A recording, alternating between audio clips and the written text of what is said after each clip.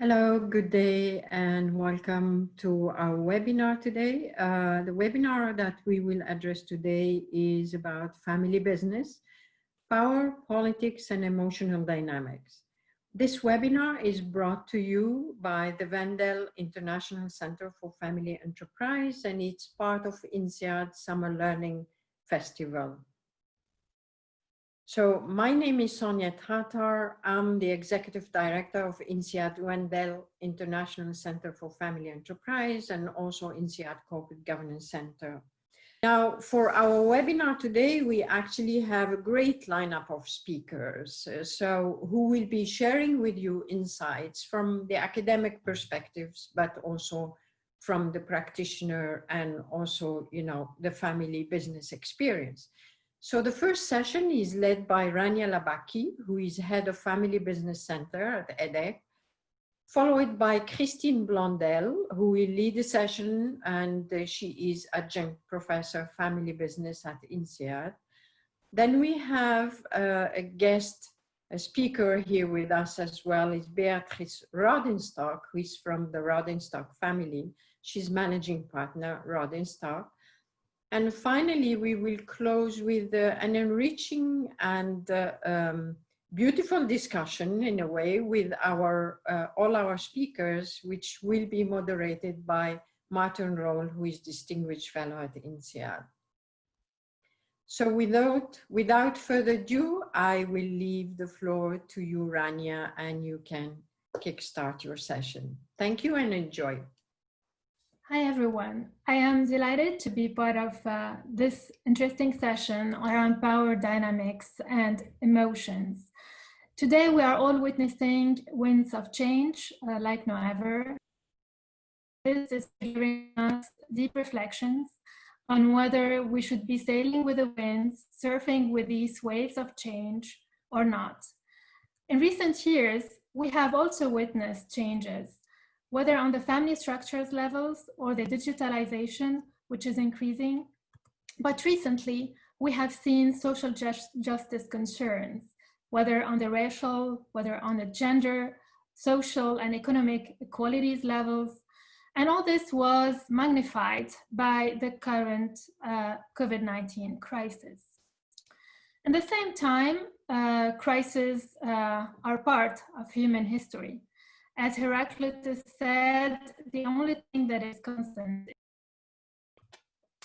Humans cannot make it to eternity, but the institutions, and namely the institutions they are able to build, remain, especially when we think about family-owned and managed businesses. These businesses, such as the Enochians, managed to thrive, managed to strive, and to survive over generations numerous crises. Let's now reflect all together on how learnings built on crisis in the past can be useful for family businesses in tackling the crisis today. So we will run a first poll, and I would like to ask you to answer regarding your position. So if you are family business members, please do answers regarding your family business. If you're academics or advisors, I would ask you to reflect on a case that is familiar with you and to answer that question. Okay, so as we can see here in the poll, most of you consider that the family business learnings from the past can be helpful in dealing with the current crisis, sometimes very useful, up to 26% of the respondents. Sometimes it doesn't apply, or sometimes it is not useful. But what is for sure is that crisis can help families in business build resilience and better manage future crises. And this resilience can be thought of on different dimensions: financial, social, entrepreneurial, and emotional. And the focus today will be on the emotional dimension of resilience. Actually, a crisis brings a number of questions, and those questions translate into decisions. 4 of them will be tackled in my presentation. Whether and how to maintain the family, to innovate the business model, to engage in more responsible practices, to sell or not to sell the family businesses during crisis times by taking into account this emotional component. Actually, family businesses can be thought of as, icebergs. The main issues lie below the iceberg and are of emotional dimensions. So when a crisis hits, to be able to make decisions such as the ones that I just mentioned, it is very important to take into account emotional dynamics and how also they mingle with the power dynamics.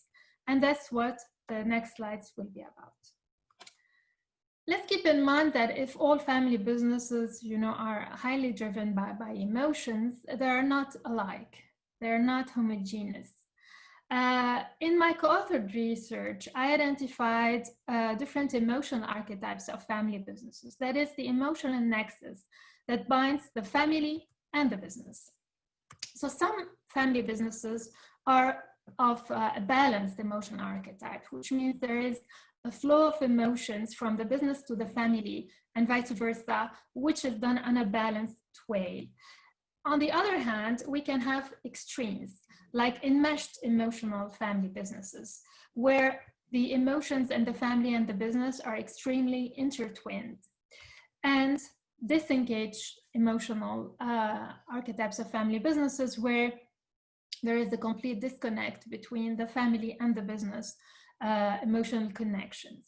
So depending on where the family business stands, the impact on the decision-making will be different. So let's keep this in mind. And let's move now to the next poll question, which is about family relationships. I would like you to reflect again, either on your family business or family business that you think about. What statement best describes your family's behavior during the early months of the current crisis? Okay, so looking at the results from the poll, we can find that most of you consider that the family was cohesive and flexible during that crisis.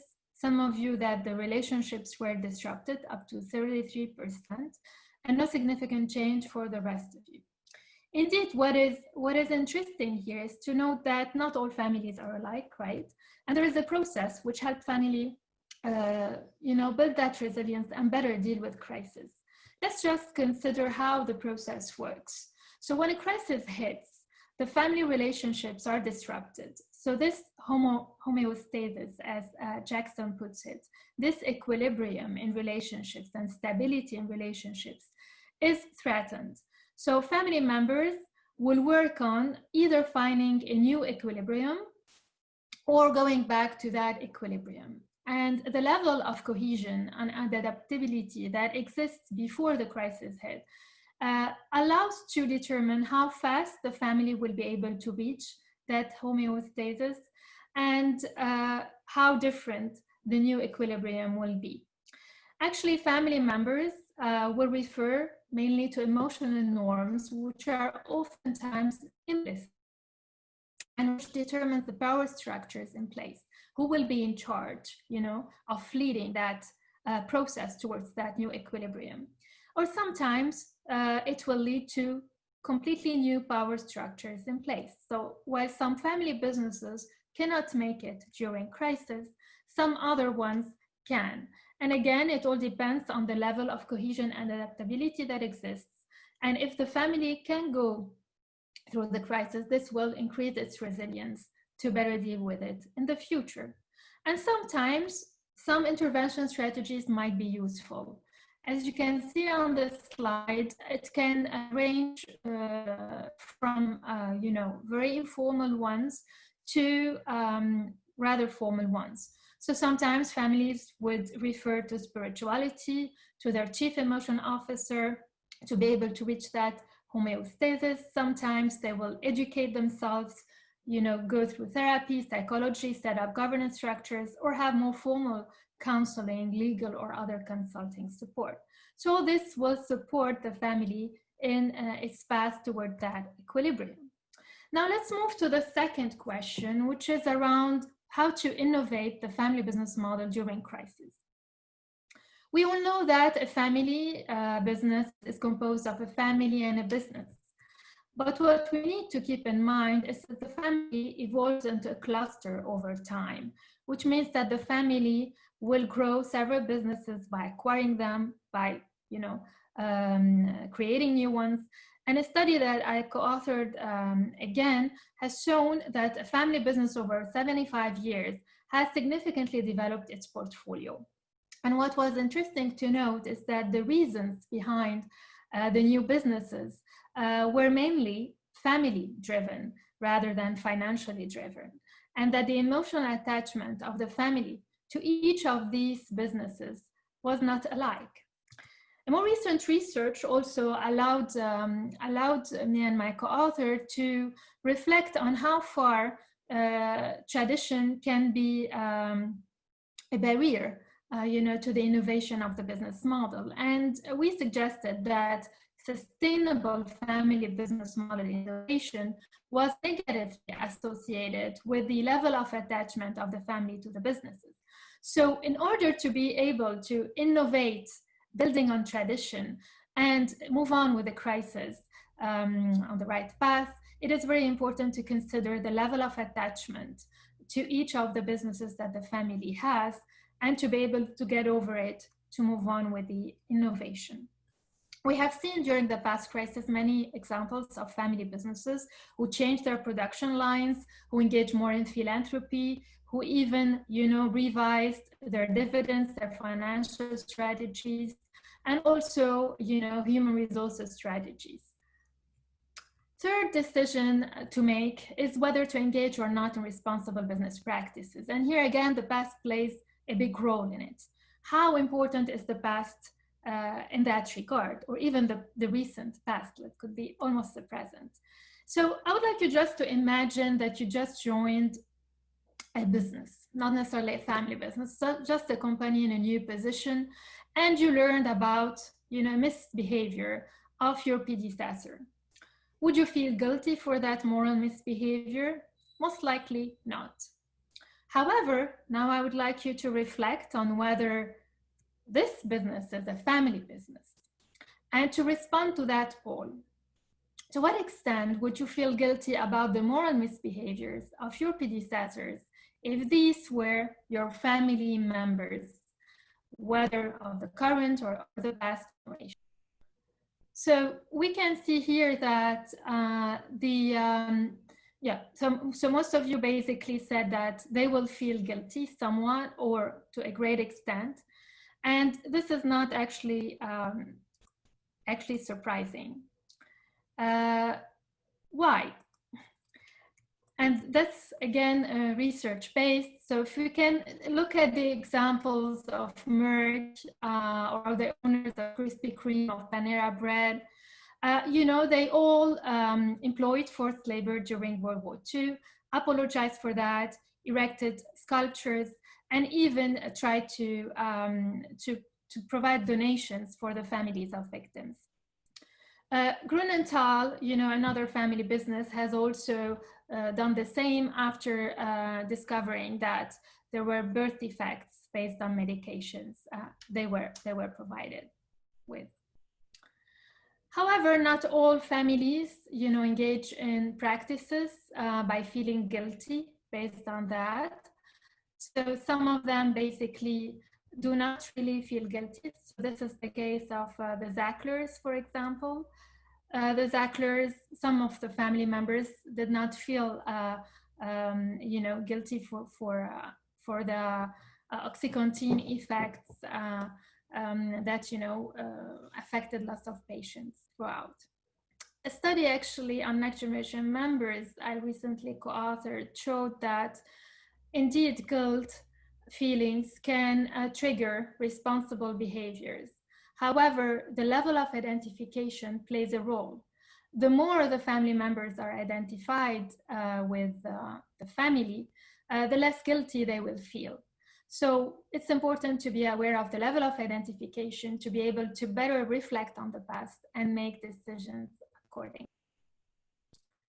The last decision that we reflect on is about selling or not selling the family business. And I would like you to answer that all. What are the main factors that family owners consider while making a decision to sell the family business? Okay, so as we can see here too, most of you think that, emotional and financial considerations both are important. So 70% of you, but some of you, around 20%, think that financial considerations matter as well. So how do we have to think about all this? So basically, it is important for family members to reflect on the regret that they need to expect after selling the business, and the expected emotional and financial value out of it. Otherwise, just like the Tétanger family, the family members will go and buy back the business.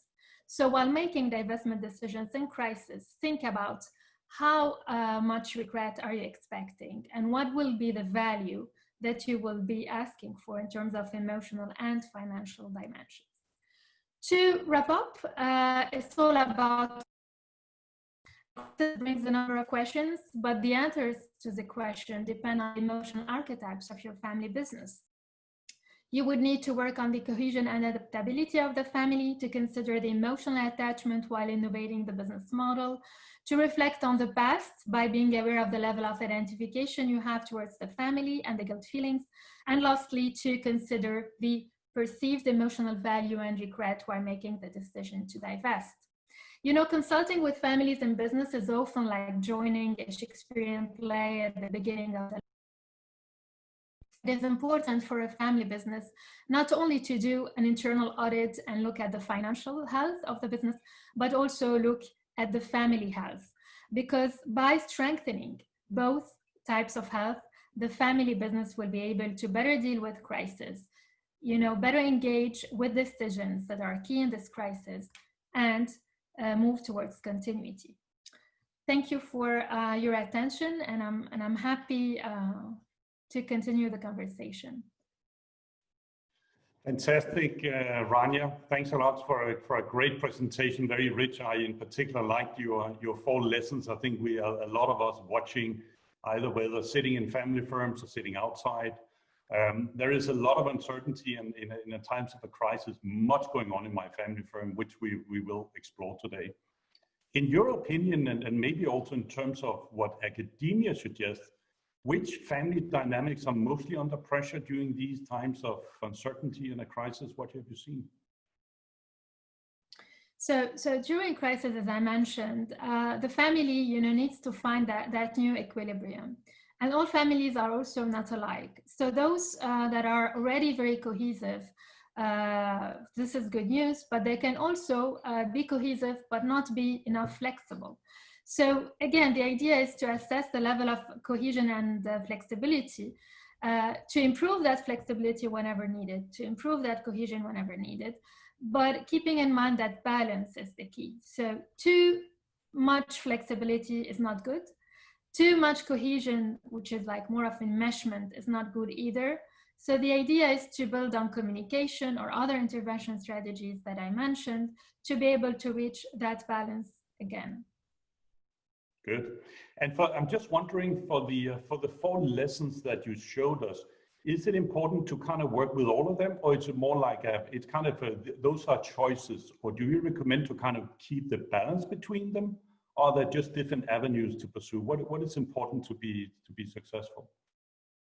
Yeah, that's a very important question. So again, it depends on the family business. For example, the question of selling the business might not occur if the family business is very solid financially, has enough cash flows. So then, maybe other decisions will be made regarding, for example, the dividends policy. So this will really relate more to the business model innovation, perhaps, what shall we do? So again, it's very specific to each family businesses, but these are like the main decisions that family businesses need to keep in mind when there is a crisis. Very good. Rania, thanks a lot. We'll be back later for our panel. Thanks for a great presentation. I'm happy to introduce our next speaker. That is Christine Blondel. She's an adjunct professor with INSEAD in family business. Christine has more than 25 years of experience. You have been teaching, writing, running conferences, and I know you're very dear to our students and executives on campus. You're running MBA programs. You're also running our Family Enterprise Challenge, which is an executive program at INSEAD. Also our first director of the Blondel Center of Family Business. And you are an INSEAD graduate yourself. Christine, welcome to the webinar. Thank you very much, Martin. Delighted to be here. I've got some friends in the audience, so I'm saying hello to everyone, those I know and those I don't know. So I'm going to take probably a bit more of a practitioner attitude there than a researcher, and tell you what I have seen during this crisis, but also go beyond this particular crisis and talk about power politics and emotions. First thing, I think the crisis is a revealer. Where are houses in order? And by the way, this is an expression I take from one of our contacts, one of our first participants in our Family Enterprise one-week program, Roger, who had to have to undergo a very important operation and said, oh, I can't die, I have to live because my house is not in order. And what he meant is that he had not dealt with his succession. And he actually survived and is still alive to this day and could actually tackle his succession. So where are houses in order when the crisis arrived? And of course, one of the first things, when during the crisis, when we were in the lockdown, I reached out to a few of my contacts and I said, how are you doing? And several of them answered, oh, fortunately, I mean, the business is not doing very well. Of course, it depends on your business, but fortunately, we have a very low level of debt and our balance sheet is very strong. And because of that, and some even had extra cash. And this is something we know very well, is that family businesses tend not to like debt and to have very strong balance sheets. So this is not very much emotional, but it was very reassuring. And in that sense, we could see the emotions, positive emotions, linked to the fact that in that sense, the house was in order. Other things, some people commented that they were so glad that they had taken the right decision about their leadership team. Some people had to change the leadership team before the crisis, and the fact that they had the right people taking the right decision, I mean, this is absolutely key, of course, in times of crisis. And again, this takes courage to be able to say, unfortunately, we don't have the right management, we need to change. And of course, some reassurance when you see that the management you have picked is doing the right decisions in the crisis. Another important one is, of course, to have a good board of directors, and a lot of boards met much more than they had in the past during this crisis. And it is the importance of having regular meetings and really reassuring the board that proper decisions were taken. Because, of course, when we have a crisis, there's a lot of fear. And what goes with it is also the fact to reassure shareholders, inform them about what's going on. And I remember one of my contacts told me, I had a call with the family council and they were very supportive. And why were they supportive? Because they felt they could trust the management, they could trust the family chair. And the family chair, by the way, has spent years engaging the family, organizing actions, family meetings, information, etc. And in some ways, it was kind of, getting the fruits of his actions. So what we've seen, a lot of business initiatives, Rania mentioned some. Of course, it was a great opportunity to innovate. I mean, a big gap in, of course, digitalization, etc. And as I said, much more communication, closer monitoring, and communication is key to reassure people. Now, one thing I'd like to talk about, Rania alluded to it, is that a lot of family firms either had to cut dividends because of the state of the business, or decided either to cut dividends or not to increase them out of solidarity with the employees and with society at large. And in fact, I have seen cases where the company had enough cash to increase dividends, and that was planned, but decided on purpose, consciously, to keep the same level as last year and to use this difference to fuel a charity fund. And this charity fund is also an opportunity for board members, for managers, family members to also give money. And again, coming back to emotions, feeling good about, you know, doing something, being able to do something, whatever your level, you can participate. And there's a sense of pride, in a very positive sense, pride in doing that. And I think that was a very important move that we've seen. Of course, not only family businesses, we've seen it in many businesses, but I wanted to outline it because here the shareholders are really people who are very close to the business and could feel proud of that. Now, what am I seeing now as a reaction? You know, Rania asked the question, was how did the crisis affect families? And actually, I've seen several things. One is, for some people who were working on their values and mission, they had actually this governance initiative of working on the values at the family level. For them, continuing this work was like a breath of fresh air. It was very satisfying to be able to work on their values during the crisis. Others are now working on aligning even more the shareholders' expectations with the business strategy. And this is absolutely key. Why? Because there might be a lot of opportunities, unfortunately, when the crisis is over, to buy other companies or do joint ventures. And so it's very important to know what the shareholders are going to be ready to accept in terms of risks, but also in terms of debt, or even opening the capital. And so it's, some families are really working on making sure they align the shareholders' expectations with potential business strategy avenues. But of course, as some of you answered in Rania's poll, there were some personal tensions that may have been worsened by the lockdown. And I've got several families from many different countries who called me with dire conflicts between brothers or cousins, and they wanted to work on them. Unfortunately, it may be a bit late sometimes because anticipation is so important, having your house in order before crisis struck. Now, we can't talk about power politics and emotions without talking about appointments and what we call fair process. And this is beyond the current crisis. Appointment of leaders or dismissal of family members, for that matter, can lead to very, very difficult emotions and disasters for the business. Rania mentioned a couple of cases, and yes, we've seen cases where emotions in the business actually led to the sale of the family business ultimately. Small example, who said your brother was a logical successor's choice? It's not a small example because it happens all the time.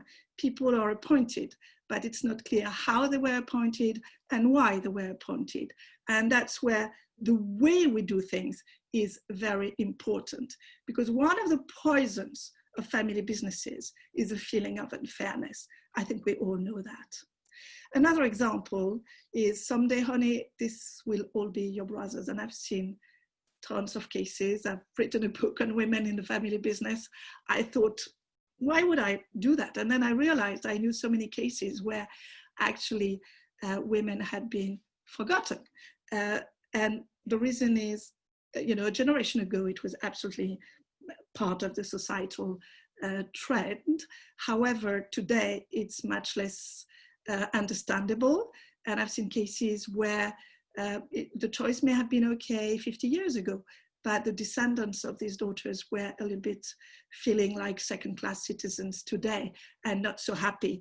And that may lead to crisis if we don't deal with the questions. So, of course, fair process would say, did you check your assumptions about your daughter's interests? But it can be your daughter, it can be your nephew, it can be any member of the family business. And if we take the first case, then a fair process would say, you know, how did we attribute the position? Who decided upon which criteria was this clear. I've seen families where actually the person who was appointed is recognized by everyone as the right leader, the perfect leader. However, there was no question asked whether other people could have taken that job. And even though we know that these people were probably not the best suited, and the one who was appointed was by far the best suited, still there's this little lingering regret, as Rania would say about regret, that we haven't used the right process. And when Rania talks about the sale of the family business, I have people who know me, and I know some are here listening, know that one of the cases I teach, a resort in Pueblo Valley, is about the sale of the family business. And interestingly, actually the sale was very much triggered by emotional decisions. The emotions were so painful that probably selling was the best solution. However, the way they decided to sell ultimately was inclusive, including every member of the family and discussing the pros and cons together. And so together they took the decision to sell. And even though it was still a very painful decision, and still some members of the family were not happy with the decision, the fact that they took the decision together allowed it to be a much better decision. The family could, after a number of months or even years, meet and be okay together. And moreover, they obtained a much higher price by agreeing together on the process later on. And so here are the 5 principles that we coined with Ludo van der Heijden and Randall Carlock. And our work was very much inspired by the one of Kim and Mauborgne, who wrote the Blue Ocean Strategy book. And of course, this is a very old concept, the notion that the process is as important as the result, because it comes from the courts of law, and it's as old as the Roman trials or Greek trials.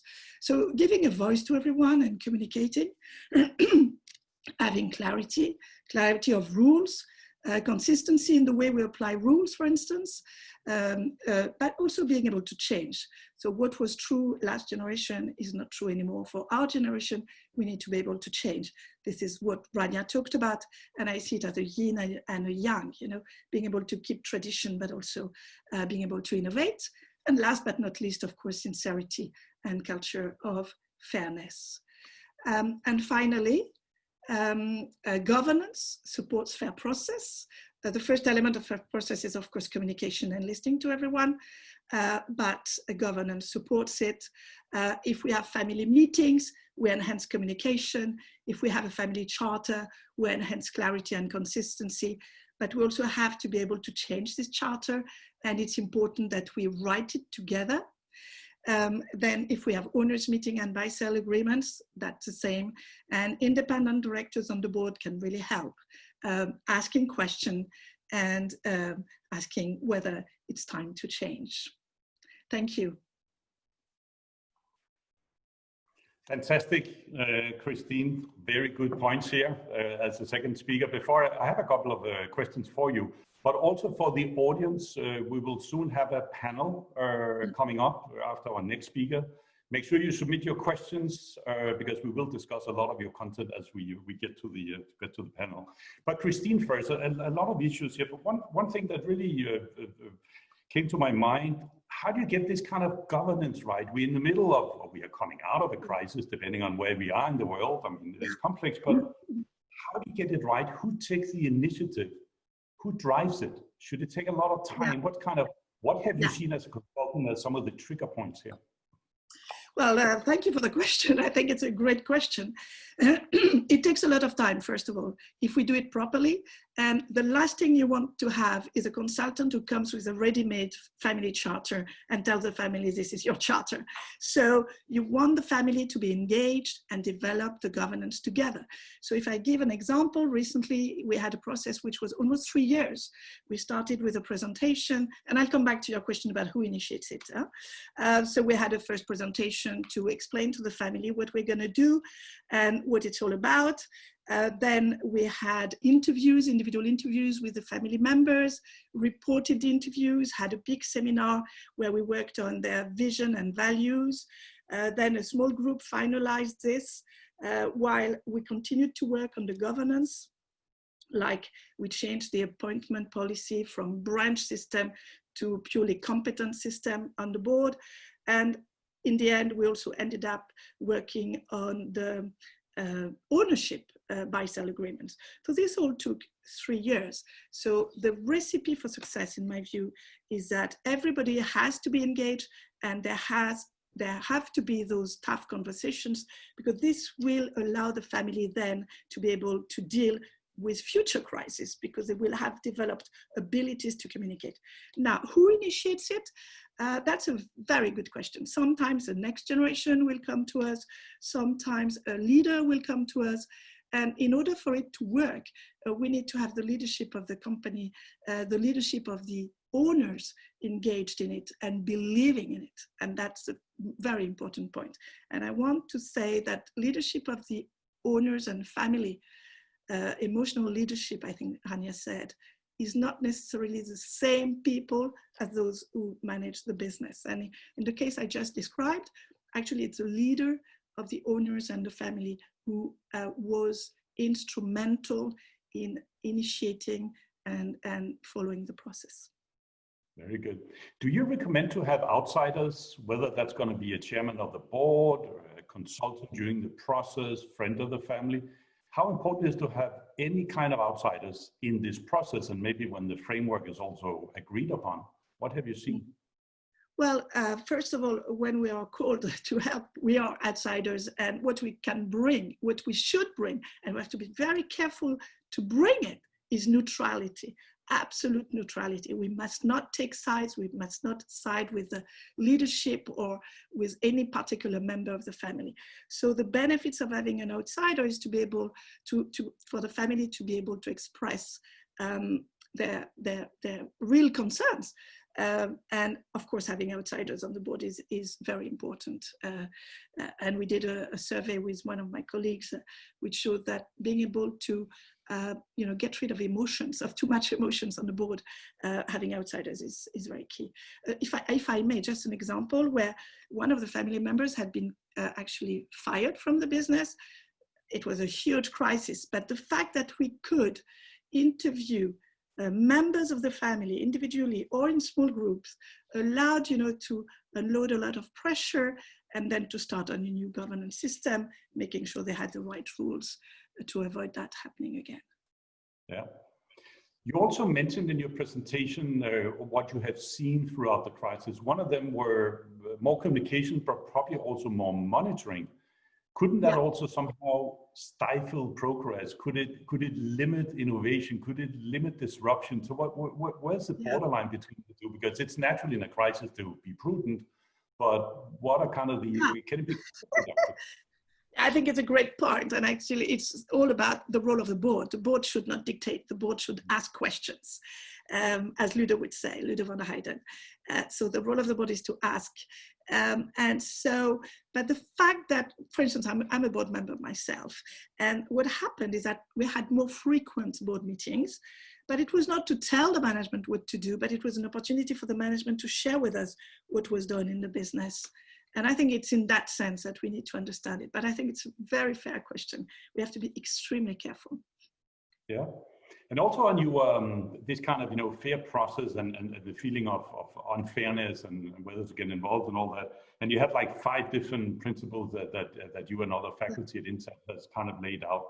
How do I get that right? Because that's a lot of, it looks so intuitive to me. And if I were a family business owner, I would love it. I mean, come do it for me. But what are some of the tricks of the trade to get this right? Because this is about emotion, this is about people and the time. Is it different personalities? What is the black box or the formula, if any, to get it right? First of all, I think we can always improve, right? So fair process is never fair. And some people may have a different definition of fair process. And no, I think the first thing is to be really listening and to be really to be able to listen. It's funny because I was sending guidelines to a family yesterday about the mediation attitude. And mediation is about being able to listen. It doesn't mean you agree, but you listen, but without losing what you mean. I mean, what you want to say. It's not about giving in, you know, it's about looking for win-wins. And this is this kind of attitude that we need to help families, I mean, everyone, every person individually have. Now, one of the things I have to say is that sometimes egos get in the way and sometimes people will not want to change. And so when does fair process not work is when people are not open to change, or when psychological issues are so deep that actually it's not enough to communicate properly. And nonviolent communication, by the way, is a great help in communication in general. Which of course can be difficult to get right? Because maybe I feel uncomfortable talking about emotions, power structures and all that. So it can be difficult, right? Yeah, if I may, just one last thing. I worked with a colleague of mine who is also a psychologist, with a family with the next generation. They were designing their own family charter. And systematically, we had a specific session on how to communicate better as part of the workshops we had in the construction of the governance.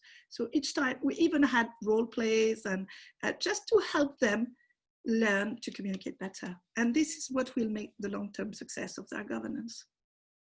Fantastic. Christine, thanks a lot. We'll be back with you. There will be a panel discussion after the next session. So thanks a lot. We'll be back with you shortly. Thanks a lot. Thank you. So our third speaker, we're very pleased to have with us today Beatrice Rodenstock. Beatrice is managing partner of Rodenstock Gesellschaft für Familienunternehmen. I hope I get it right, Beatrice. Beatrice has a diploma. She also has an MBA from the University of St. Gallen. And she's also the manager of the Rodenstock Gesellschaft for Familienunternehmen. The company supports family businesses throughout change processes in the areas of succession, development of family governance, strategies, corporate governance, and also a fair bit of family office work. You're also the representative and manager of the Rodenstock Family Office, where you're also a shareholder. And then you're the fifth generation of a, I would say, very entrepreneurial family. Beatrice, welcome to the webinar. Thank you very much for this kind introduction and for letting me share some experiences of the family Rodenstock while going through some challenges and changes. So what I would like to say today is that the family Rodenstock went through, let's say, 2 changes from the 3rd generation to the 5th generation now. And I will share now let me just tell you something about succession planning in the family Rodenstock for generations. It was 1877 when my grandfather founded the company Rodenstock, and maybe some of you know that they produce frames and lenses. And the succession planning in the family was, well, it was not spoken, but it was clear. As you can see, it was always the firstborn son that became the successor till the 4th generation. And so it was that my grandfather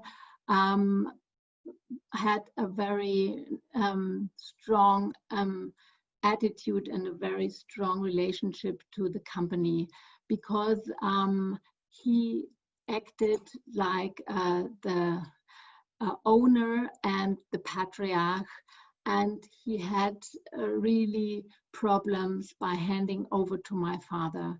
He kind of, pressed my father into succession, and he begged him for coming in very quickly into the company, what my father did.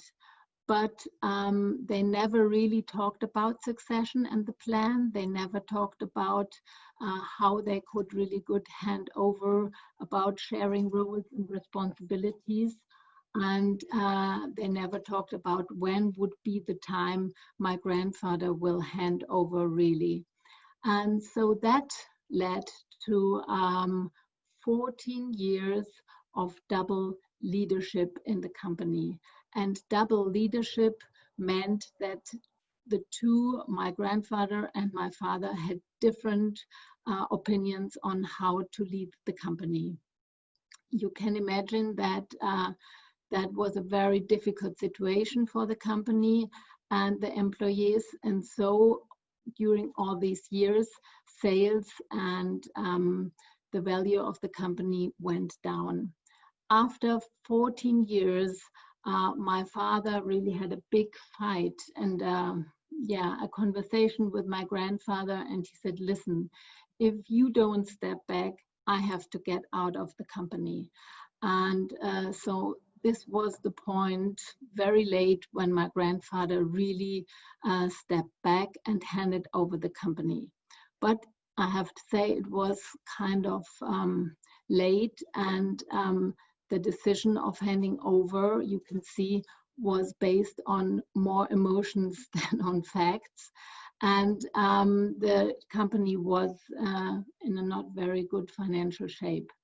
So a few years later, around 2003, the family came together, and we had to decide, because there was a huge lack of equity, and we had to decide what to do. And as Christine said before, the family came together, and all the family shareholders decided on that we take in a financial investor. That was the first time that we really took in foreign management as well. And as you can imagine as well, it was not easy for my father to manage the company together with a foreign manager. So there was kind of a cultural clash, and my father and the family decided to sell all the shares. Thanks so much for sharing a very personal story, which, and I guess all the family firms have kind of personal stories. You said in the end that your dad came around, there was a trigger point when I said, okay, I will handle it to you. So even though it took time, and I think time is always of essence in family firms, what do you think were the trigger points? So he finally came around, and you at least you moved to the next stage here. Well, I think it took time till he really realized that if he wouldn't move, I would step out. So, and then he realized the parallels from the situation with his father handing over, and from him to me, or to our generation. And then he reflected on that and said, okay, listen, I always said we want to professionalize, and now, okay, I have to give you the chance and to give the family the chance. But he had to see that other perspective, and it took some time. But the change of perspective was important for him. Yeah. I think many people find themselves in your situations because all family businesses are about people and generations and emotions and feelings. So thanks for sharing. But we'll continue into to our panel. So I'll invite Rania and Christine to join us here live. Here we are, Christine. Rania comes here. Very good. So fantastic presentations, and it will, for the sake of time, we won't sum it up, but I think there were a lot of many good points kind of made here. Maybe one question here, and first of all, for the audience, thanks for your question. They keep pouring in. We need more of them. So go to the Q&A bottom and send the questions for our three speakers here. More than happy to accommodate them. Question for all of you. Do you think that family businesses have an advantage over non-family firms in terms of overcoming crisis and uncertainty? What have you seen? You want to start, Rania? Or? I mean, I can quickly start by referring to what I said in the presentation. So family businesses have multiple levels of resilience. So on the social, financial, entrepreneurial, and emotional level. And indeed, we can see that they are surviving better the crisis, especially when, you know, they reconsider quickly innovating their business model, strengthen the family cohesion, and make the right financial choices. And they are long-term oriented, you know. So they have good financial situations, as Christine alluded to as well. Yeah.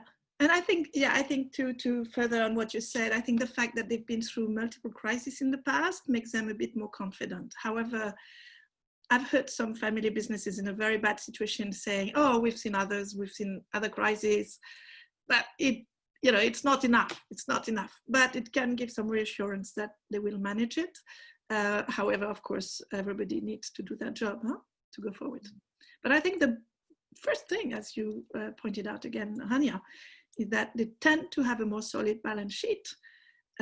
So that's the physical part, and the emotional part is, as we said, they've seen more already, they've seen other crises. Yeah. Beatrice, what do you think? Do you think in general, either your own or what you see from you also working with other family firms, we have to say. So what do you see? Are family firms better off in terms of crisis?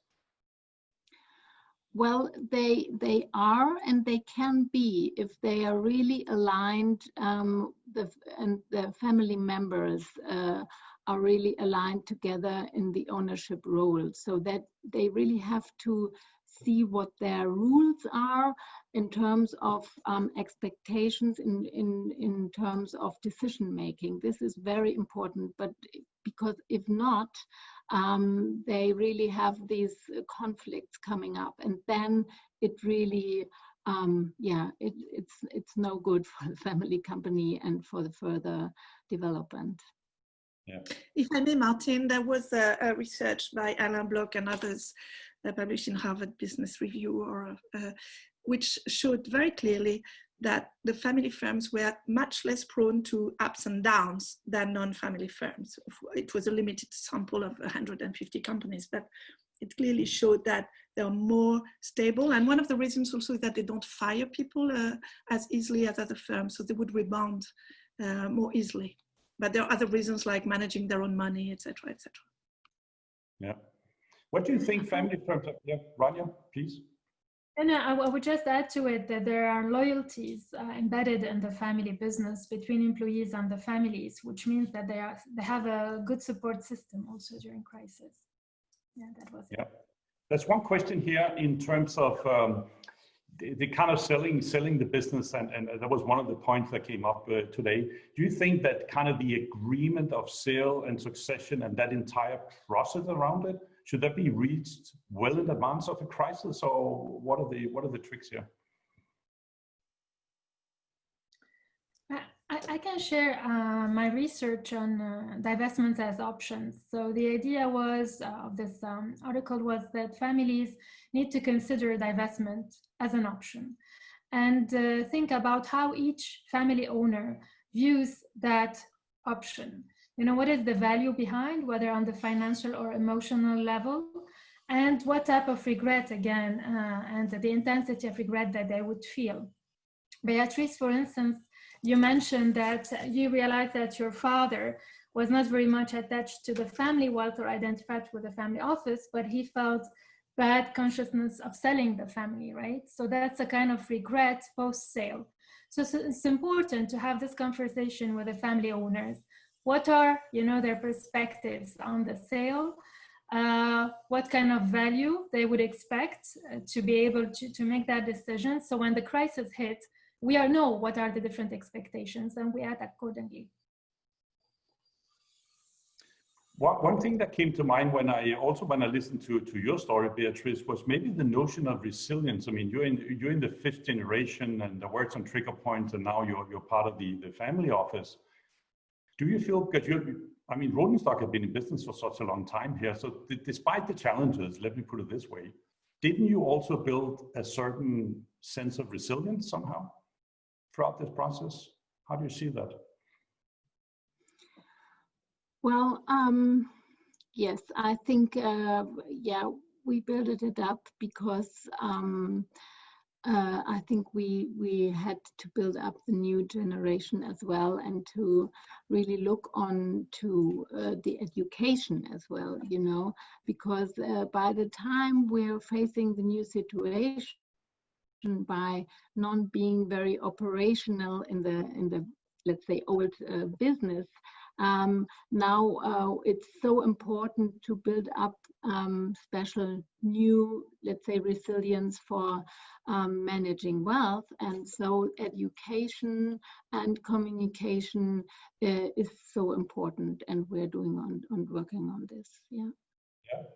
Maybe a note on that. How do you bring in next generation? How do you make sure, as you allude to, you bring in kind of the next layer and maybe avoid part of the past, but also bring on the legacy? Rodenstock, you have legacy. You are the 5th generation. So how is that work? How, maybe in more general terms, how do you attack that work, and how do you get that process right? Yeah, it's a very good question, because identification now is a big issue for us. By the time we are not identified so much with the Rodenstock company anymore, but still, you know, for my father, it's still we. When he's talking about the company, I'm saying we when I'm talking about the family office in our families. So it's kind of really very interesting. But I think what we are doing is that we are founding new businesses. You know, for example, my brother and me, we are doing some business together, self-storage. My cousin is building up a new startup with VR in-flight software. So I think we try to be entrepreneurial on a new level. And for the next generation, we build up and set up rules. So they really have to, as I said, educated, and they have to step in step by step, because wealth management and the little entrepreneurial side is something else. So my son is the others, because I'm the others of the next generation, the 5th generation. He is 15 now, and my daughter is 12 years. So we are talking a lot about what was going on during selling the company. We are talking a lot about what will come up. I'm trying to, you know, just talking about him a little bit about liquid management. He was buying a Tesla share, and he's so happy because it's the only share that goes up. So, you know, with little things, I'm trying to get them used to this kind of work. But we fixed together an age where all the other generation should step into the family office, you know, not before 24, 25. Rania, how do you see next generations? I mean, one example of the family office here, but how does next generation play in all this? Is this the right time to bring them in? Should we hold them out? Should we be prudent? What are there any rules to observe, particularly during these times that we are living in? And yeah, so we tend also to see that during times of crisis, the senior generation steps in. Even sometimes, you know, the predecessors come in and, you know, say, okay, I have experience, I can fix this. But here there's a golden opportunity actually for the current members of the family to teach the next generation members how to, you know, deal with the crisis, but also to, you know, to let the next generation also come up with initiatives. And that's not necessarily on the executive level. You know, they can play a level on, you know, a role, sorry, on the philanthropy level, for example, on the governance, family or non-family governance, can be just observers of the whole process. And if there's a family office, you know, there's also an opportunity for them to see also how to better manage wealth in these times of change. So absolutely, there's a role for them to play there. yeah, and how does it play with your governance framework, Christine? We talked about monitoring and prudence and, you know, reining in things. Does it work well with next gen here as well? How do we reconcile? Well, actually, what I love is that there was a question from someone about sustainability. When we do that kind of process, or where the family reflects about their mission as a family or vision for the business, the next gen is bringing an element about sustainability, environment, societal, etc. And I've seen fantastic conversations where the next gen was actually influencing the current gen on those questions that then could be brought to the board of directors. So that's one example of, you know, because there's entrepreneurship, there's a lot of things, but also in that particular work, I think the next gen has a role to play. One thing I'd like to outline, and I agree with Beatrice, it's very tough when you don't have a single business to identify with. I think one thing which I've seen families do, which is very nice, is to go and interview the elders. So there's a role for the grandfathers and the grandmothers to be interviewed and to do videos and testimonials, so that actually their experience and the history is shared, shared with everyone. And that's something that I've seen a family where a young 22 years old or 25 years old next gen actually took charge of that project of making a film about the family history. That was absolutely wonderful. Fantastic, very good point. Two of you mentioned the iceberg, and it seems there's a lot of things hidden under the iceberg. There's a question here from the audience.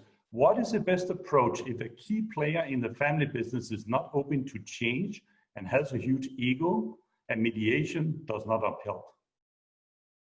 What do we do with that key member? What have you seen? Christine, Rania? Well, this is the most difficult question ever. I mean, and we face it all the time, to be honest.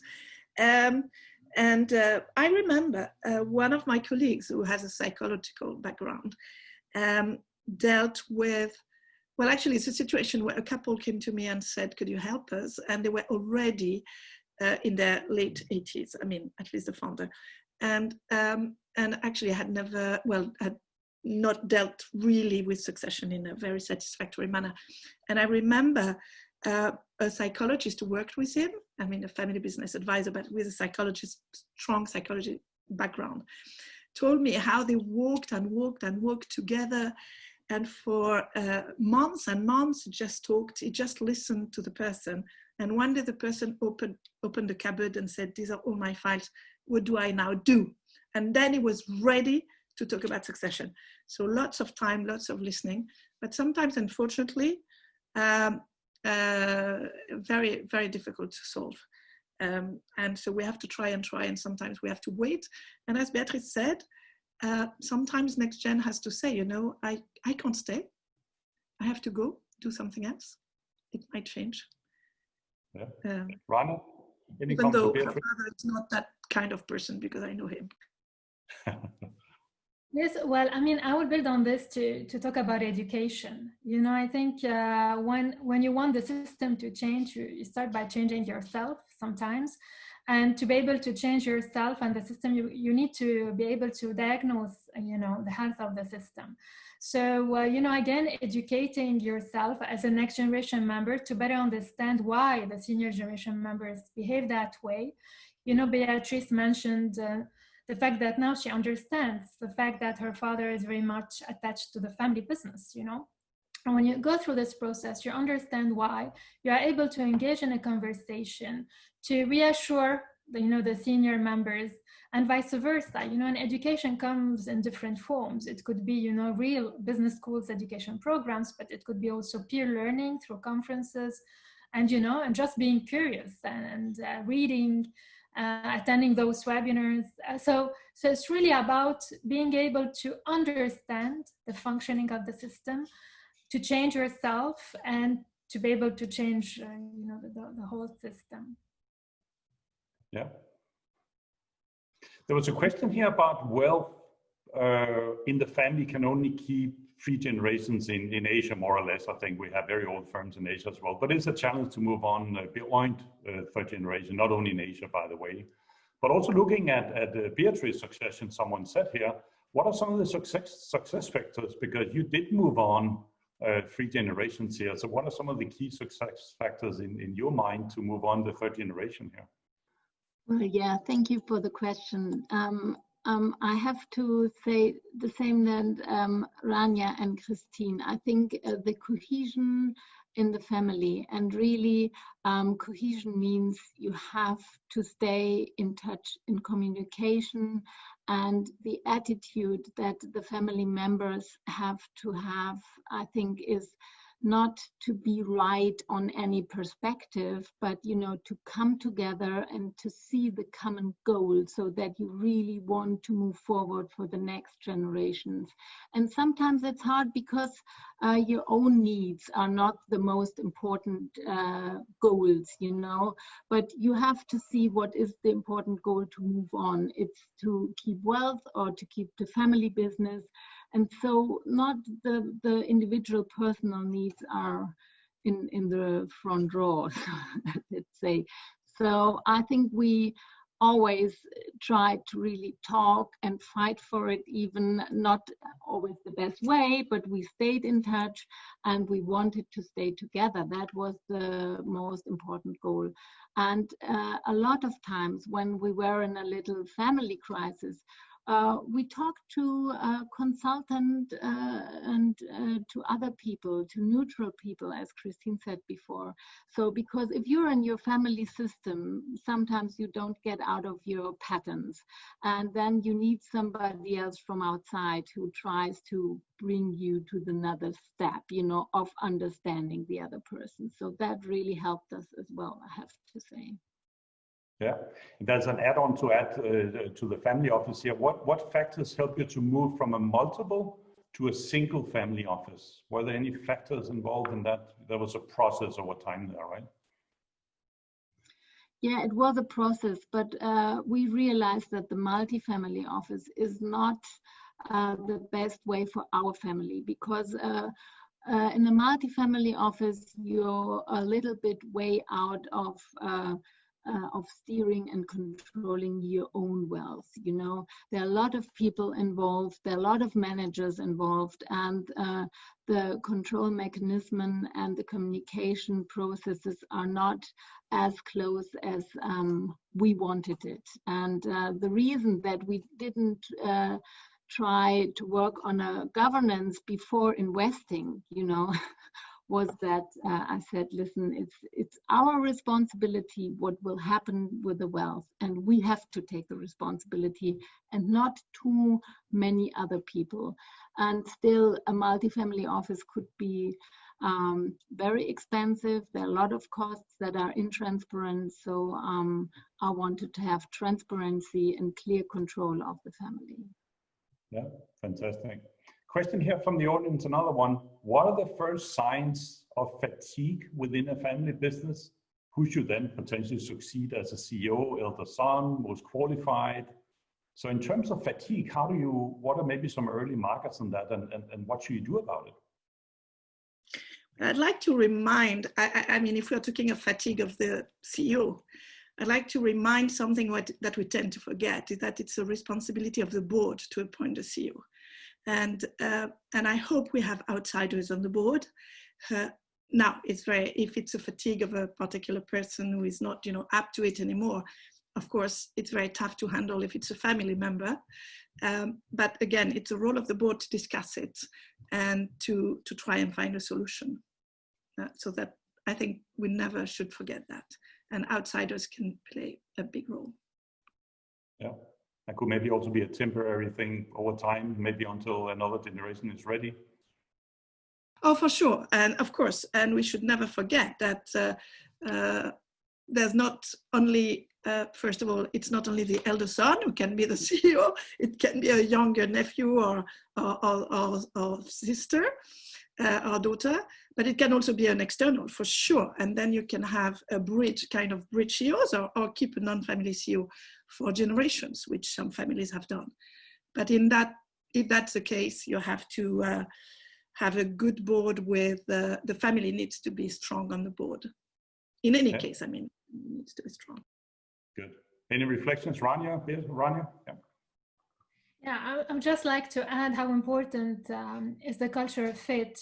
Beatrice, you mentioned that your father did not really get along culturally with the new managing director, who was not part of the family business. So it's important for either the independent director or the non-family CEO to understand the culture of a family business, which is very specific, and to have also emotional intelligence, to be able to know how to manage those emotions flowing from the family to the business and vice versa. So I think these two are really key for the success of the missions they have to accomplish, like appointing, new CEO. Yeah. There's a question here from the audience. What type of governance should you follow when a family business wants to maintain the legacy, but the next generation has no interest in being active in the business? What do you do? You said no interest to be active in the business, right? In being active in the business, yeah. So they want to preserve the legacy. They absolutely can be active in governance without being active in the business. And so it's good to train them, first of all, to be responsible owners. We have many cases where the owners left everything to outsiders and one day woke up with an offer to be bought, but had never reflected together. So train to be responsible owners and train to be potential good board members, and make sure they are present and they can articulate their vision. And maybe be open to one day sell in case nobody has any interest in staying a shareholder, and maybe the family is not the right shareholder anymore. And that's when you have to have the discussion. That would be my advice. Yeah, Rania? Yes, I would add to it, encouraging them to be entrepreneurs. We have the example of the Millier family, for example. So no, you can have, a family bank or an entrepreneurial fund to support either morally, or financially the next generation members to start their own business. And this is one way to connect them with the values of the business and perhaps one day have them join the business. So in addition to responsible ownership, this entrepreneurial component can be also nurtured via governance. Yeah. And I guess with that comes also an interesting notion. There's at least there's a champagne brand in France and many others. And with you, Beatrice, you carry the family name, but you sit an arm's length away in the family office. So you both have legacy in your name, but you're also doing other things as you told us, right? So how do you kind of reconcile the two here when you carry the name, because that's a brand of the firm, but you're also involved in many other activities? Good. There's one here for Rania. Your slide mentions spirituality in dealing with the family business. Can you elaborate on this, please? Yes, so actually I have engaged in a research with a group of scholars where we looked into how families manage key crises. And we realized that when a crisis hit, there are lots of emotions, and that sometimes, spiritual values help the family keep the glue together and have a certain reference framework, let's say, to be able to go through this intense emotions, manage them, and act upon them. So depending on the cultures, like in Latin America, you can have shamans, for example, helping. In other countries, you can have, spiritual leaders, but it would be just a frame of reference, like the values that the founders have set and that the family is abiding by. So these are really seen in the study, at least, important also for families. Keeping in mind also that even if we live in a changing world, in some companies, religion still plays a big role, religious value in decisions, strategic decisions. And recent research also is showing that. So just keep in mind also those elements when a crisis hits. Fantastic. Maybe one question here. On the back of all this crisis and uncertainty and all that, and the world has seen crises before that. I mean, your firm, Beatrice, for sure have faced it throughout history. How do you see family firms in general coming out of that? Will they be stronger? Will they submerge? Will they survive? What do you see just on a much more general level? Any reflections?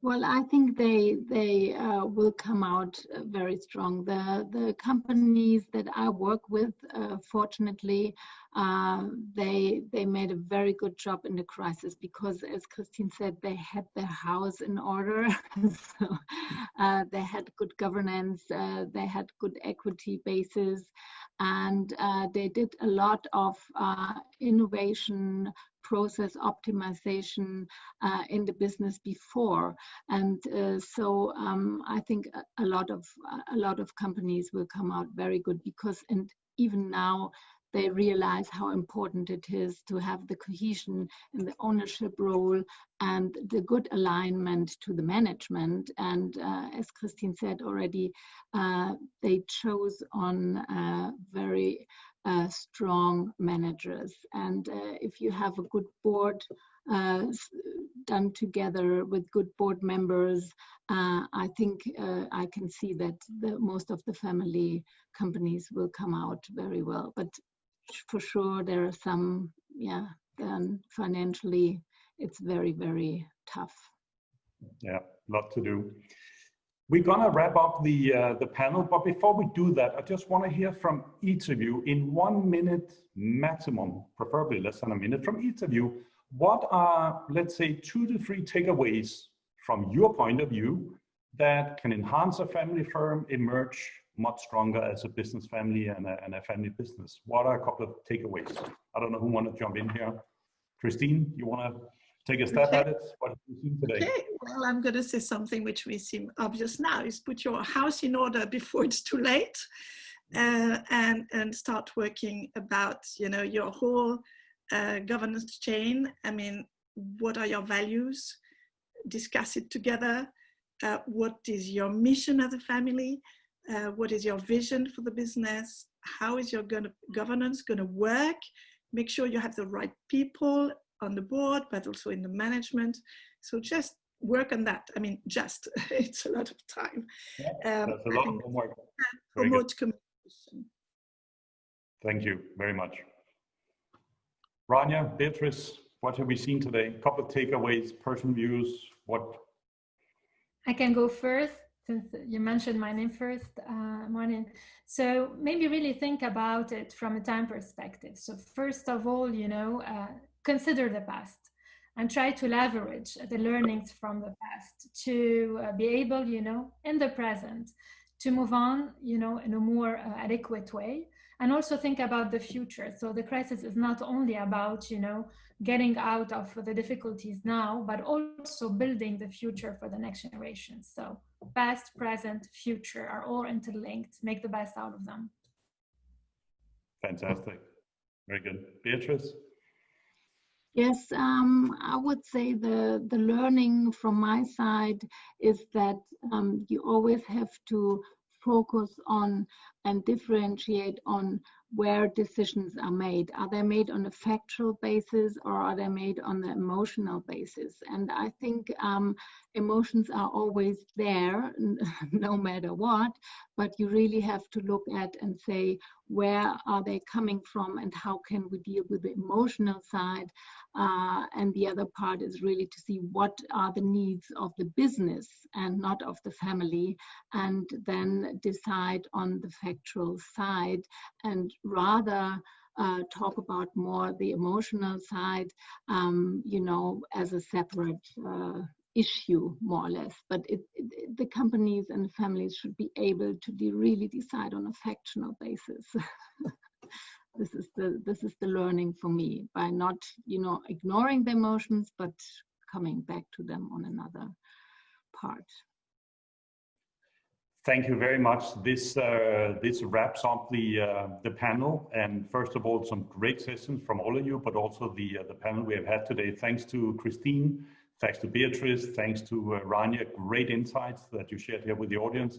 I will now hand back to Sonia Tata to wrap up the webinar. Welcome, Sonia. Thank you, Martin. Our sincere thanks to our wonderful and inspiring speakers today. Our thanks as well to our audience who has been very active. Thank you so much for the questions, very engaged.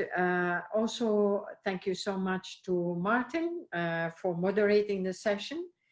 So what we'll do is the conversation can continue actually online with the lifelong learning. Here you have the link, so you can use the LinkedIn page for our lifelong learning sessions. You can also explore further other additional webinars that are coming up and learning sessions that can inspire you further. Actually, we have here some sessions coming up for the month of July, webinars. So you see for the 7th, for the 8th, for the 9th, for the 15th. So we keep you busy. Hope you can join us, different topics. Please don't hesitate to sign up. You will also receive a feedback survey where we would love to hear from you on the webinar, what we can do better, what we can improve, and what other topics we can address that would be of most interest to you. Thank you so much again. Hope you have enjoyed the webinar, and we hope to have you in the next session.